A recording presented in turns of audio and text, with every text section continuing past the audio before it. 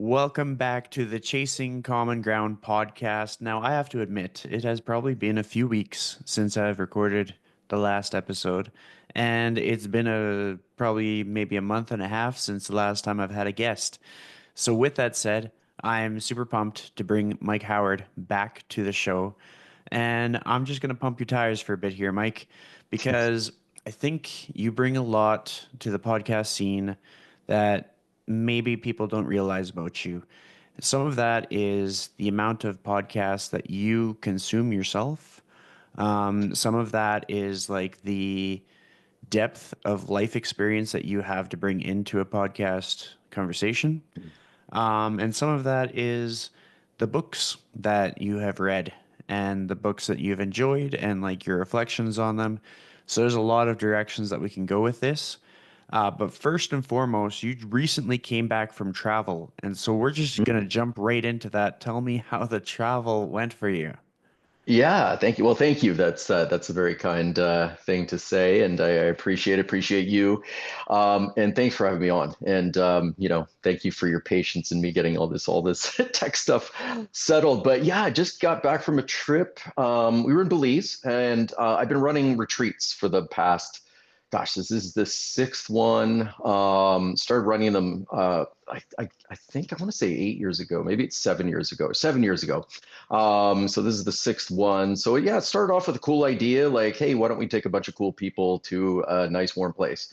In this case, it was Costa Rica. Had an amazing time. And I'm just like, yeah, I'd love to do this every year. And so yeah, we had obviously we had to stop a little bit during the pandemic, but we kind of rev them back up again. So in the intervening years, the past couple of years, we've been to Mexico, Madeira, Portugal, and then most recently Belize. So that was a lot of fun. I mean, it was just I love every aspect of it. Like just like I said, just taking some really cool people to an exotic place where we can, do some movement, some workouts, do a yoga class, eat some cool food, and go on adventures. And it's really all about connection and community and deep learning. We have a deep learning component to it as well. And this time around, I was able to bring an awesome friend and colleague of mine, and who is a counselor. So she brought an amazing element to it as well, with the kind of more of a psychological piece. So yeah, no, I love it. I love the industry for all it is, and the training and coaching, but I like that aspect of it quite a bit. It brings another element into it.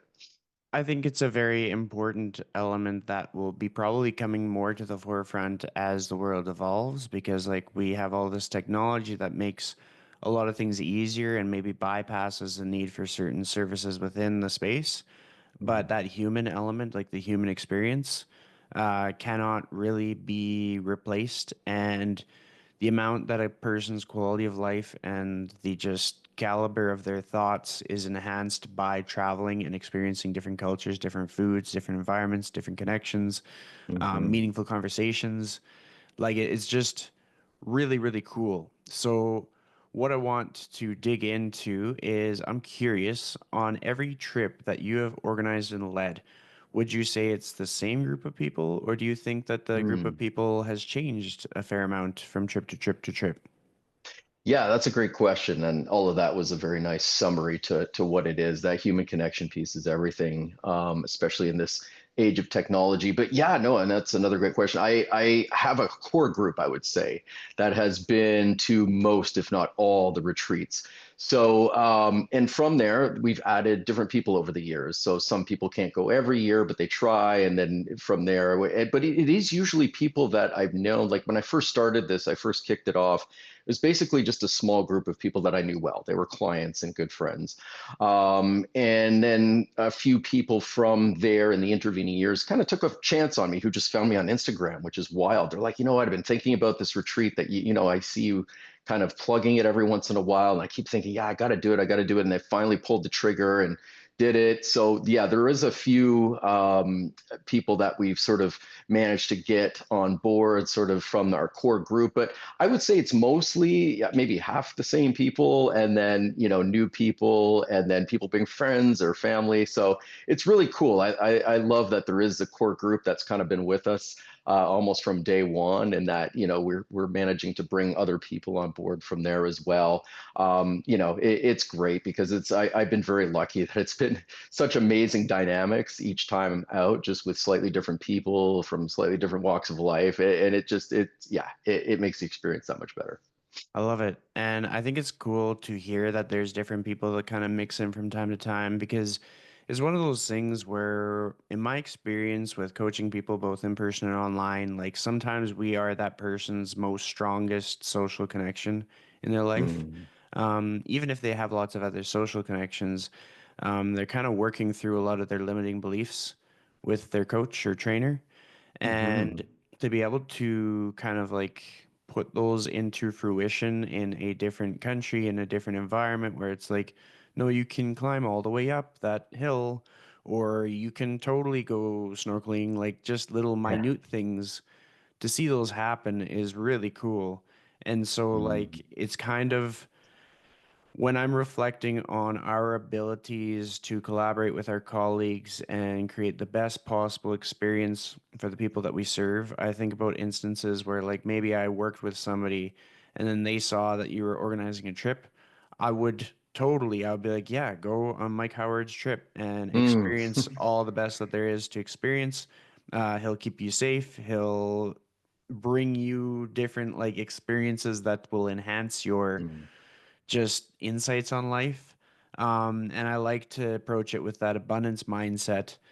because the more better quality of life our people live, the more happy they'll be that they met us in the first place, even if every single thing that they do doesn't involve us. We'll still Absolutely. be the connector that made it happen. Mm. Um, did I happen to see Rose Specter on your? Yes, yes, you did. Yeah. Rose. Yeah. Rose is awesome. Yeah, she wasn't able to make it on the last couple. So she's actually been on two of my trees prior, and then she came on this one. So I was so excited when she decided she was all in. I'm like, yes. So yeah, that's awesome that you know Rose too. She is a gem of a human.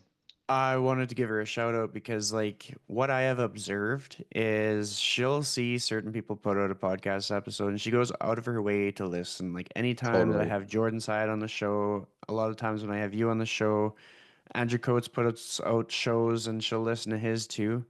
And Yeah. so she deserves a shout out Yeah. because she'll definitely stumble across this episode at some point. That said, when you were reflecting on people's experiences from this most recent trip, what would you say Mhm. was one of the pieces of feedback that you got or picked up on that surprised you the most?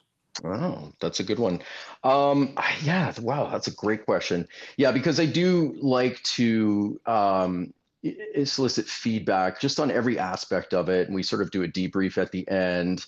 And I think one of the things that surprised me, maybe not so much with this past one, but originally when we had done them in Costa Rica, we were at this amazing place, and they were sort of individual cabins, right? So in more recent years, I've done the sort of the big house thing. And I thought, oh, geez, I don't think people are going to like this. I was kind of insecure about it. And then surprising feedback from that was they preferred like just being under one roof, right? Rather than sort of individual cabins because it increased sort of the community feel of everything. And I think maybe that's what surprised me the most, even with this past one, is people are like, yeah, no, I mean, I came here with largely strangers, although they knew a few people, but we left as friends. And that sort of stands out to me is that just in that focused, concentrated week of time where you're in community with people, you're working out beside them, you're doing yoga beside them, you're sharing your thoughts beside them,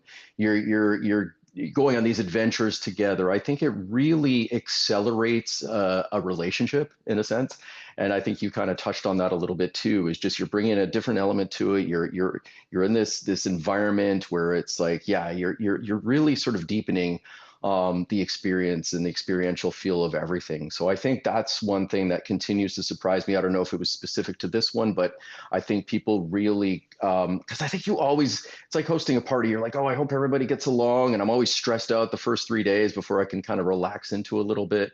but I've just been amazed at just how much people sort of connect with each other and get along well, and in a lot of cases just become pretty close friends. So I think that element is pretty amazing. And everybody has different personality types, so you kind of wonder, oh shoot, is are these people going to get? But everybody sort of it unites because they're there for maybe slightly different reasons, but they're all there uh, for I would say a central reason to they want something. They want something a little deeper. They want an experience, and they're all there under that premise and under that guise. And it's yeah. So I'd say sort of the connections and the deepening of connections and the formation of friendships is something that continuously surprises me with this. I love that. As a side tangent, I'll kind of share some of the experiences that I've had outside of the fitness industry, where I've Yeah. been part of a group of like local entrepreneurs, and we get all kinds of opportunities to invest internationally. And part of that is building connections. And Mm, so the connection building that I experience as a coach and trainer benefits me greatly when it comes to kind of diversifying my income stream, connecting with new mentors, getting different opportunities. It kind of falls under the lens of like it's not always what you know, it's who you know. And hmm so my ability to be in the cool rooms and at the cool tables has been enhanced from that. But a lot of it is because of certain character traits. And mm, what we find is like when we are assembling a group of people, those people have certain character traits.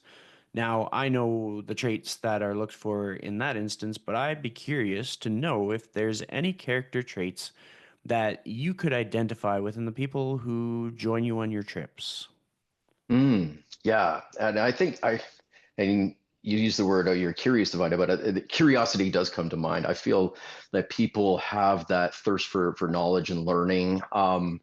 And it's, I have a hard time summer almost positioning this retreat because it's a health retreat, but it's not. It's kind of agnostic, and it's not a super healthy retreat where we're just we're eating kale all day and meditating for 4 hours, right? I call it a flexible health retreat because yeah, some people we have like a happy hour and we get dessert on some nights and so it's a little bit harder to define, but I think everybody's coming there because there's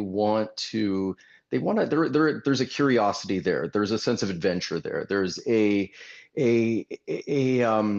just I think they are wanting something. They're wanting to enhance their health in some way, and they're wanting to find different ways to do that and different experiences. And they want that adventure that's not necessarily like an all inclusive, but it's not a stringent like boot campy type of an experience, right? I feel like um, the desired outcome for a lot of people, and I think that this is what they seek, even without saying as much, but they want to feel the sort of the ranges of human emotion. So they want to experience, that slight discomfort of the exercise or the yoga, and everybody's going to have different levels of comfort and discomfort, but they also want to feel that deep relaxation, whether that's sort of laying on a hammock. And Rose, that's another shout out to you. Rose loves the hammocks. And every time we go on a retreat, I got to have a hammock for Rose. But I want people to feel those ranges of just like that deep relaxation, but also that invigoration of the exercise and that just slightly scary feeling of the adventures. So in this case, it was scuba diving. They weren't man-eating sharks, but they were sharks. But that sort of thing where people feel those ranges of emotions and the ranges of human experience and getting to do that. And I think that's what people seek out. And hopefully that's the outcome when they leave. They feel like, oh yeah, like that was not only a fun time and met new people, but it was like, yeah, there was some pretty transformational things in there too, and that I can take with me in my day-to-day life. Absolutely. One of the other things that has been on my mind as we've been preparing for today's episode is books. Books are something that I enjoy consuming. I generally go through and do the audiobook just because I'm Mm, multitasking and busy guy. But that said, whether it's print book or audiobook or even just like a very short book that may not be widely available, what mm, are, let's start with two. two books that you have found to be Mm. profoundly impactful on you for any reason in the last year or so. Okay, so last year or so, I would say I read Brad Stulberg's book, Master of Change, fairly recently, and that one stood out as being really impactful. And yeah, I think there's a lot to that in that, we're going to be hit with all sorts of different angles, and we live in a world of instability, right? Whether it's geopolitical instability or financial instability, environmental instability, all sorts of political stuff going on. And it really is sort of a beacon of just like, yeah, no, life is going to throw a lot of different stuff at you, and you live in a world of instability. And I think it's just instilling that ability to change through life's kind of cascades of things that get thrown at us. And I think, yeah, there, and he just weaves in a lot of really good stories, and he's just a good stats guy too. So I love that he throws a lot of the evidence-based stuff in there. So I think that was one in the last year that's really impacted me last year. And I think if I were to name another one, it's probably Morgan Housel's latest book, and that was Same as Ever. So he wrote The Psychology of Money. I think that's his more popular book. His most recent one I read probably about a year ago, I want to say, maybe a year and a half. Um, and yeah, that was an eye-opening one too. And I think I like the premise of that because I think we focus a lot on trying to make predictions and what's going to change, how things are going to change. Um, and his entire ideologies has to do with, okay, what's going to stay the same, and let's make decisions based on that. So I found there's a lot of really good nuggets in there. And it's funny because you mentioned off the top, okay, I do sort of consume a lot of books and podcasts and whatnot. So now I have to start writing notes because I'll tell people, oh, this is really cool. And they're like, why do you think it's cool? I'm like, oh, I don't know, just read it. Right. Because I think, like, maybe I retain 5% of it, but those two stand out in the last year. But yeah, I will give a shout out to, because I haven't quite finished it yet, but Jonathan Goodman, who we both had a chance to connect with in Edmonton. The Obvious Choice, like that one's excellent. And I think, what I've read for it so far, I'm about three-quarters of the way through, I think.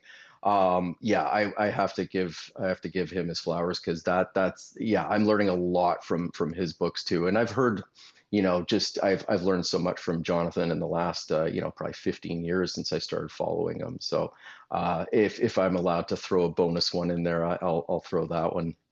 Totally, absolutely. And like the funny thing is, I actually had his book just like surprise delivered to my like front door. And I was like, what is going Nice.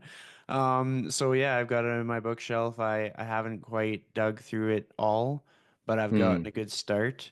And the thing that I really enjoy about people's ability to put stuff out there. Like for example, like anybody who would like to can start a podcast. Anybody who would like Hmm. to can start a YouTube channel. We're gonna circle back to that because I have some stuff I want to chat about with that. Sure. Yeah. And then anybody who would like to can have a book. And you have your book. You have at least one published book, right? Yeah. And so on that topic, because as time has gone on, I've realized there are sort of paths that I can take where I can do something self-published on-demand print. And I've Hmm. considered the idea of like creating a book for myself based on everything that I've learned over the course of my path Oh. as a podcaster and in my career. Hmm. But I kind of want to hear where you're at with creating through print and if you have any Hmm. plans to create another book to follow Uh, up your other one. Yeah, yeah, for sure. And I can't believe it. It has been like, I'm trying to go back in my head to see how long it's been. It's been over 5 years, 5.5 years, which is crazy. I think it was November of 2019. And I think it was just pre-pandemic. So once the pandemic hit, time shrunk, time expanded, time just went into this bizarre warp, and just I don't know what happened to the last 5 years really. But yeah, I can't believe it was that long ago. And yeah, no, I mean it's a labor of love, and I would eventually like to write another book for sure. Right now, my focus is a little bit more with the content creation with like YouTube and the coaching program that we're currently running. But yeah, no, it's always sort of been in my head to write again, and it always takes about 10 times longer than I expected to. So I did create. This was about 12 years ago now. It's available on ebook. It's still available on Amazon. It's called Talking Back to Diet Guru. So it was basically, about 100 or so pages.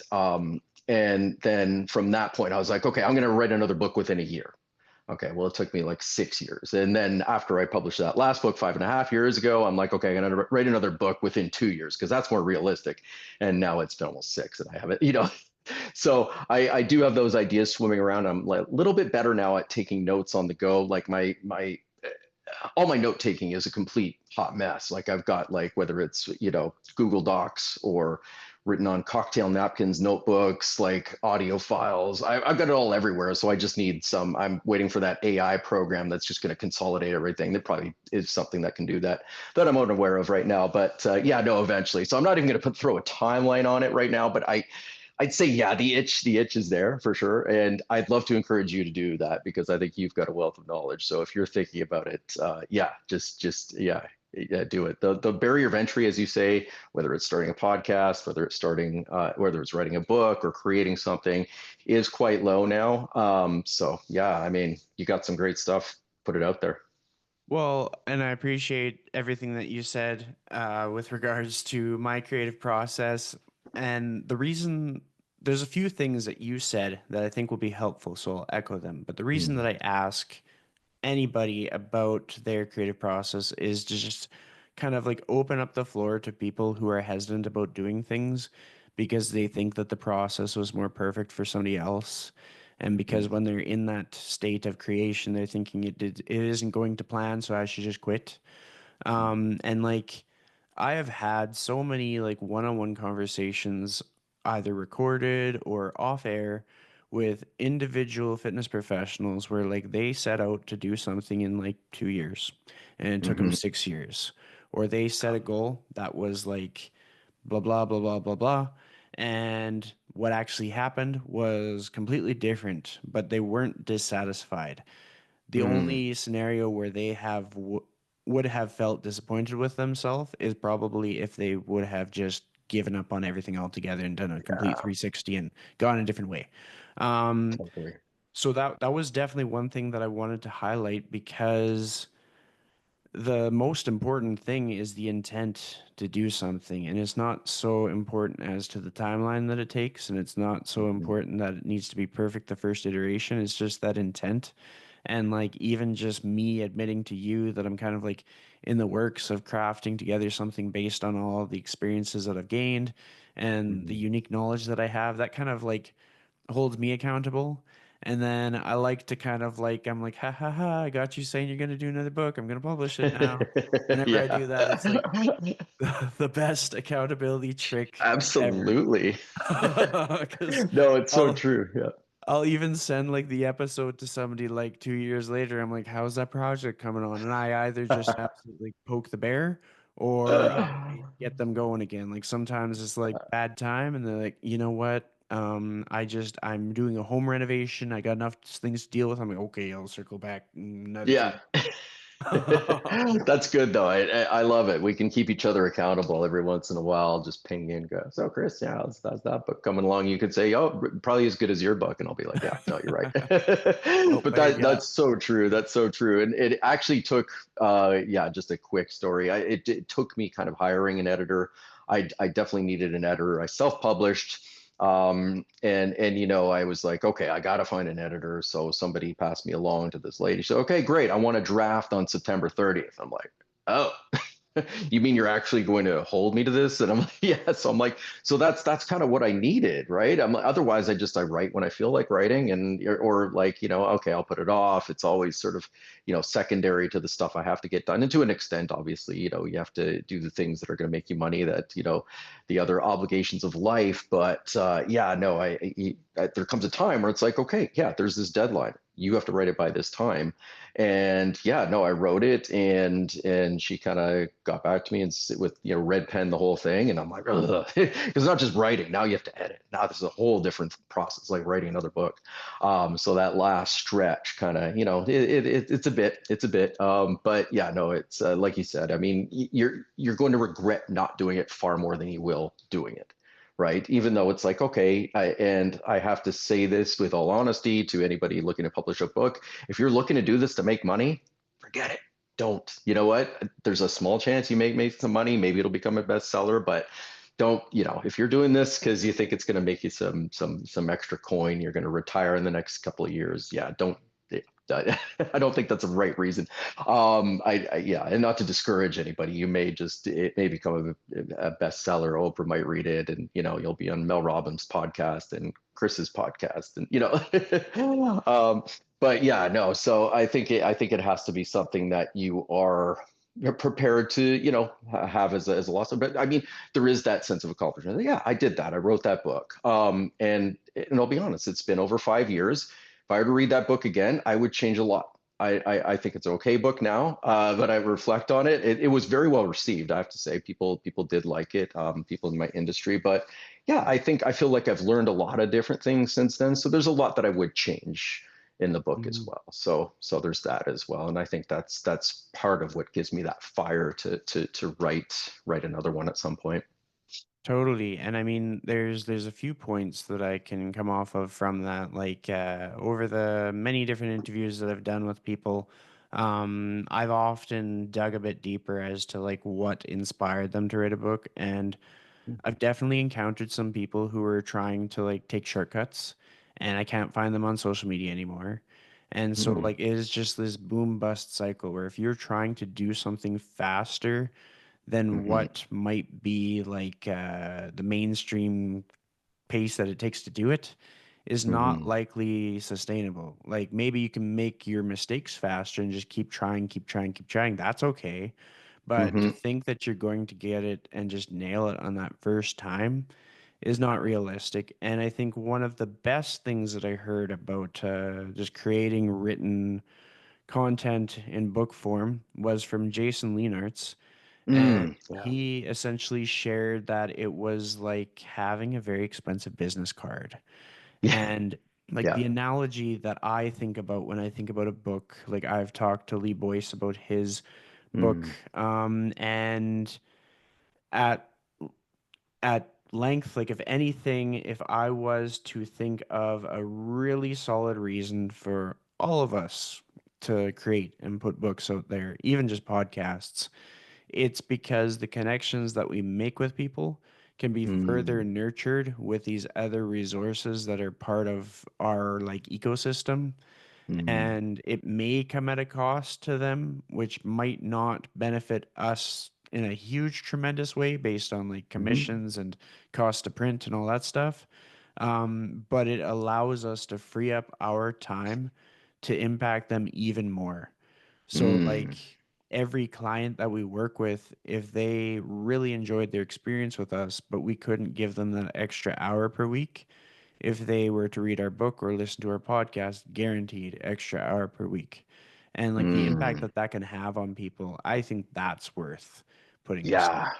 Yeah, 100%. Yeah, and there's no better feeling than, getting a review or somebody that read the book that I don't know that said, "Wow, this was an amazing book. I've really changed a lot of things based on this book." I mean, that's what gives me joy, and that's what makes that worth it, right? Because yeah, you can spread your word out there in different ways that you might not be able to service people sort of in a one-to-one situation or even one to group situation, and you never know who's going to read that book of yours or whatever it is you've created and be inspired to change their lives based on that. And that's really hard to do in a one-to-one situation. So yeah, that's yeah, exactly. I think you're right on there. Well, and something else that popped into my head is you're talking about how things have changed since you wrote your book and how you've seen things different. The cool thing that I've witnessed in listening to like the audiobook versions of books read by the author, Hmm. I'm going to use Stephen Pressfield as an example. Hmm. I got onto his work because I was on my way to go to Jasper for a indulgent birthday trip for myself. Every time I have a birthday that comes along, I just take myself to Jasper now. And Fantastic. so I messaged our mutual friend Andrew Coates and I was Mm. like, I need some book recommendations for how to get out of my own way because there's a lot of things that I'm working on behind the scenes. I think it's probably going to be a big year and like the biggest deciding factor of that is how much I can get out of my own way. And Hmm. so he recommended a few different authors, but the one that stood out to me the most was Stephen Pressfield. Yeah. And as I just basically binge listened to like five of Mm. his titles. And as I listened Yeah. to some of the titles, he would reflect on like how he had written it. And then he Yes. added little like side notes to it in the dialogue. Mm. And I was like, we are all a work in progress. Like he Totally. has so much lived experience and professional accomplishments that Hmm. he can credit, but he is still evolving his process even at his level of mastery. Um, Hmm. so there's no reason why, like for example, if somebody had a book that they published like a few years ago, they could do like the audio version, and they could Sure. add those little updates in the audio version. And Hmm. to have a mind that's open to those possibilities is just exciting because it gives us more potential to do more things without as much hesitation to do the thing. Yeah. It helps us get Yeah. out of our own way in a sense. Yeah. Um, 100%. that said, is there any is if you could choose a third book that we haven't discussed yet, would there be a Mm. third book? Because I think we got the brain juices flowing here. Yeah, yeah, absolutely. So, I mean, yeah, and I feel like I've read books that are mostly non-fitness, non-health books over the past, like I'd say even 7 or 8 years. So they tend to be in the fields of psychology or behavioral economics and to some degree entrepreneurship as well. And you mentioned Stephen Pressfield, and right away I'm like, yes, I mean that guy's one of the OGs of sort of like getting out of your own way. And in fact, I do still use a lot of his material as examples in my own works in my own book, like particularly resistance, right? Because that whole thing of resistance from the war of art, right? Like, resistance is quiet, it's sneaky, it's out to get you. And you have to just fight it every day. You have to battle it and get through it. And I guess the other one's turning pro. So that was another one that really kind of stood out. And those types of books, like you said, you can kind of put on repeat, maybe listen to them or read them once a year, once every 2 years, and just be like, yes, completely renewed by it. There's a few authors like that, like Seth Godin's another author. I like the works of Eric Barker too. He wrote one called Barking Up the Wrong Tree. I read that about 7 years ago, and his most recent one is called oh gosh, it'll come back to me. But oh yeah. Yeah, it'll come to me, but I find him to be a reliably excellent author, just in terms of his view on humanity and how humans behave and how we veer in certain directions that are not of our own thinking. And I think I just gravitate generally to books that are on like how the human brain works and how we operate.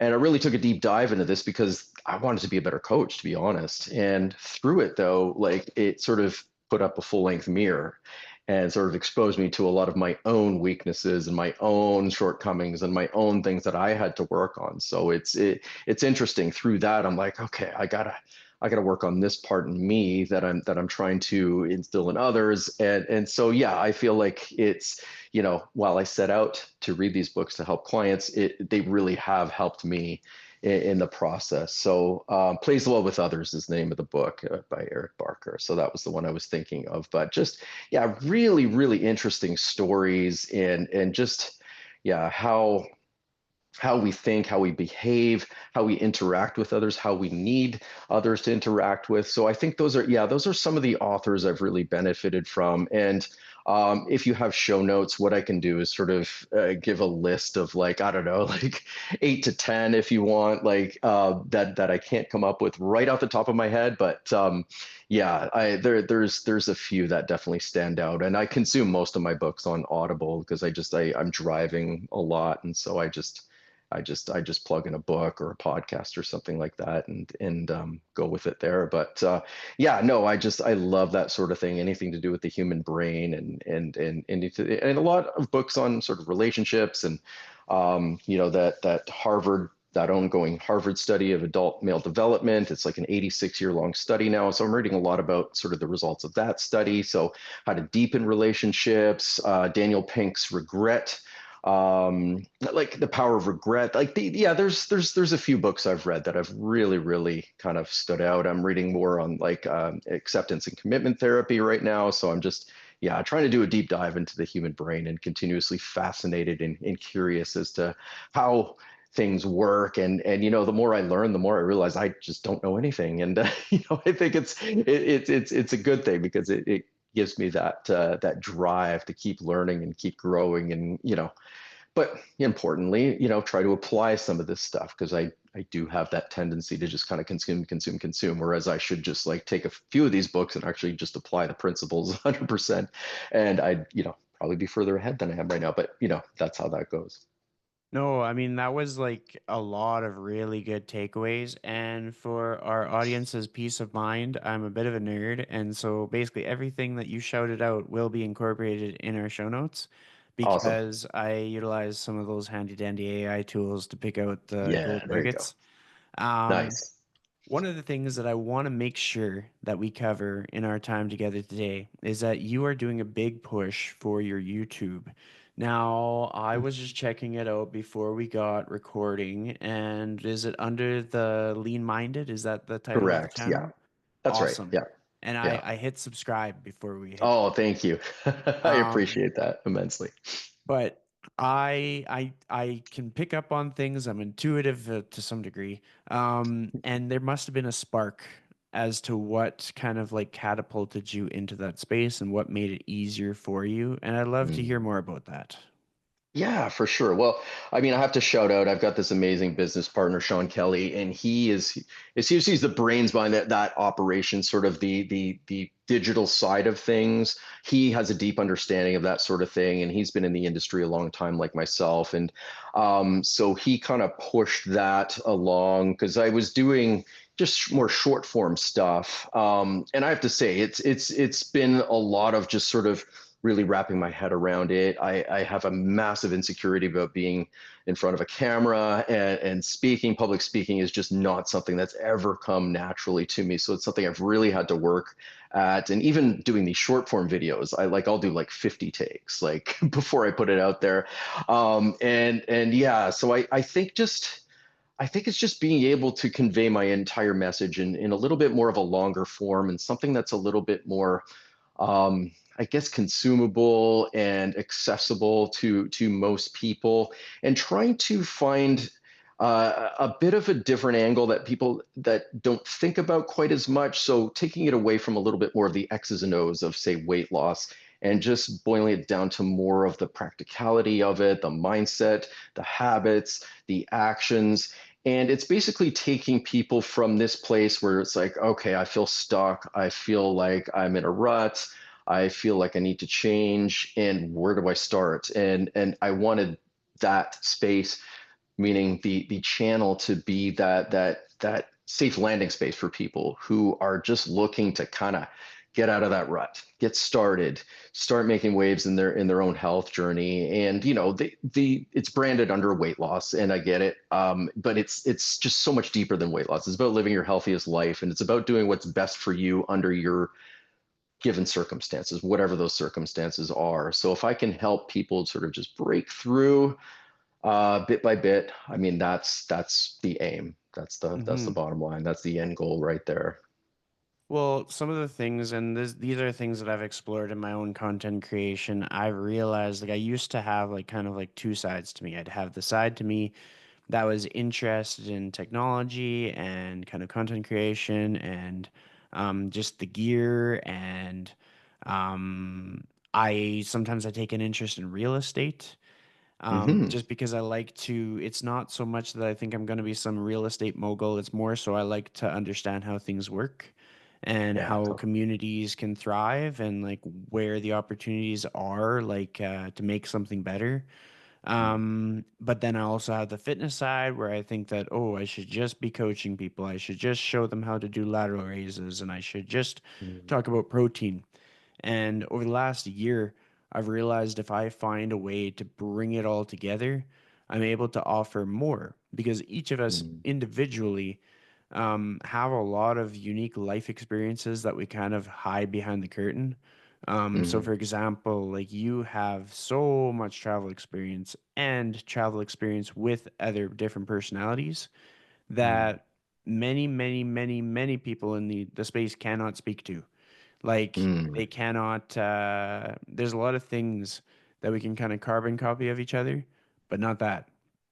And like for Mm-hmm. me, there's a lot of elements to my journey leading into my fitness career that nobody can replicate. And when I started to realize that, I was like, okay, this is how you differentiate yourself. Hmm. You actually like share the body of work of your life in public view as a whole. So like I can share my experiences with footwear for training and walking based on my experience as being a footwear manager like 15 years ago. Mm-hmm. Um, and like I could share my experience in competition both as of recent in jujitsu, but also going back and thinking about my competition when I was a cross country runner. Mm-hmm. Um, and no matter who you or I would talk to, they would have those same like dual snapshots where there's like a snapshot that they can share from earlier in life and a snapshot that they can share from later in life. Mm-hmm. And the only people who might be kind of like frozen and unable to do this are the people who still have to seek out their mentor, people who still have to have more experiences. And who I'm speaking to is specifically like 20 years old people, like people who are just like, they're just starting their life as an adult and they still Mm-hmm. need to put in the reps and they still need to make mistakes. Um, I'm all about seeing potential in young people because I was one of them too at one point, Mm-hmm. but I'm also about like really acknowledging how impactful having certain people in your circle can be. Yeah. And I'll even give another really good shout out to Andrew Coates because I've Yeah. reflected because he is one of like maybe three people who have been in my career um, for the entire evolution of it, or at least been aware of the evolution of my career Mm. because he knew me when I was a spin instructor. Mm. He knew me when I had connections with a fitness magazine. He knew me when I worked for a private gym. He knew me when I went out independent. And he has seen me diversify my skill set.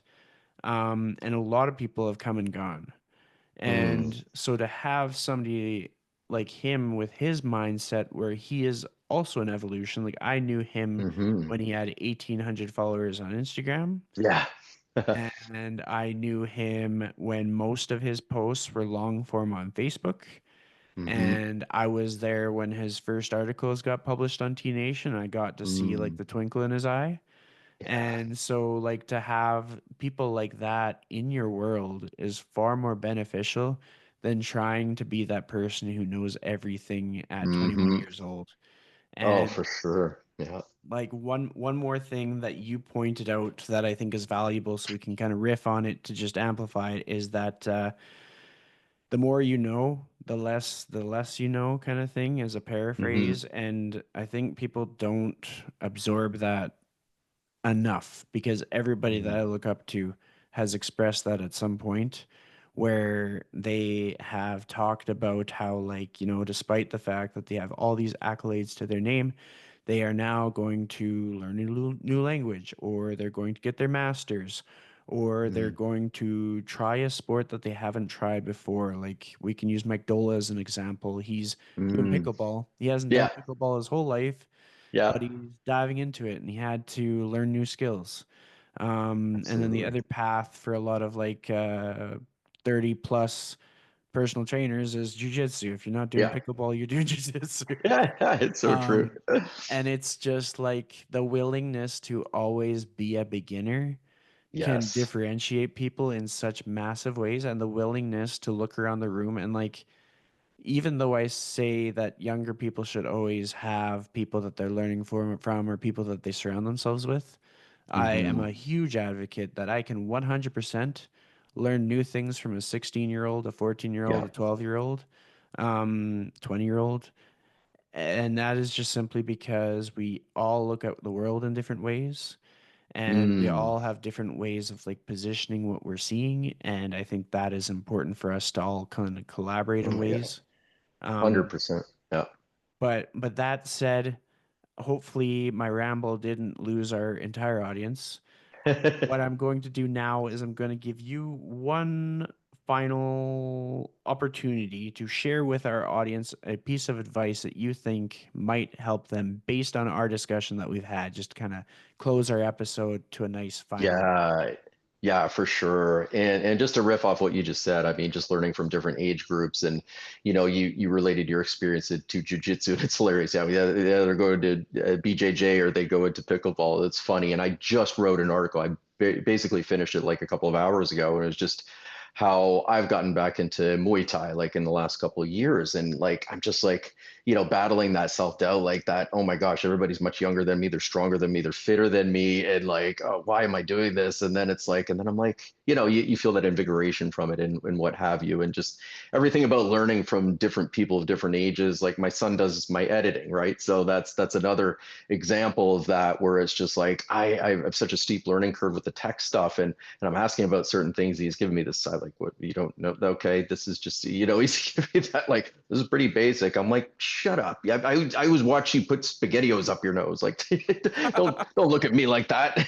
But yeah, no, but it's funny. It's amazing for that sort of thing to come full circle. But I think in terms of like, yeah, just everything that we've talked about, and if I were to sort of tie it up in a nice bow and land this plane as it were, just I think encouraging people that it's like I think no matter where you are, you're never more than like a few minutes away from changing your life in a more positive trajectory. And as we've talked about it, and just I think one of the themes is it's amazing hearing your story too, Chris, about like everything that like all the different hats that you've worn, both in the industry and not in the industry, and that got me to reflect on my journey as well. And I'm a very late bloomer with a lot of this stuff, and I'm still learning. And I think if we have that mentality where we can learn new things, we can stretch outside of that comfort a little bit and try new things. That Japanese term called misoji, right, where you're doing something that's a little bit hard, like a task that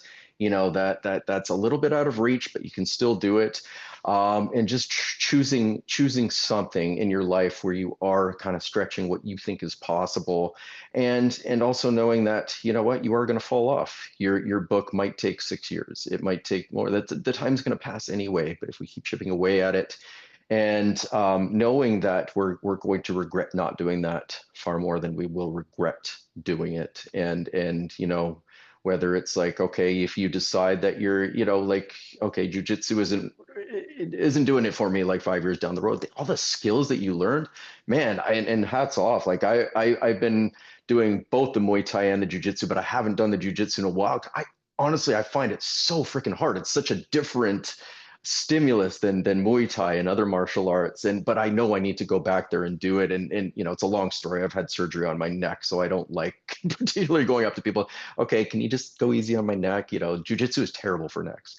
But anyway, that's a sidebar. But yeah, I think if there's one message, it's like, yeah, like your life, your trajectory is going to take so many different twists and turns. And like, yeah, no, that it's never too late to sort of learn that new skill, find that new path, and just live your healthiest life and your best life possible. And yeah, find your way. I love it. And I just have to say thank you for making the time for me today and for coming back on the show, Mike. No, thank you, Chris. This has been a blast, and you are a gift to the industry, and appreciate you. And shout out to Andrew Coates as well. That guy is amazing.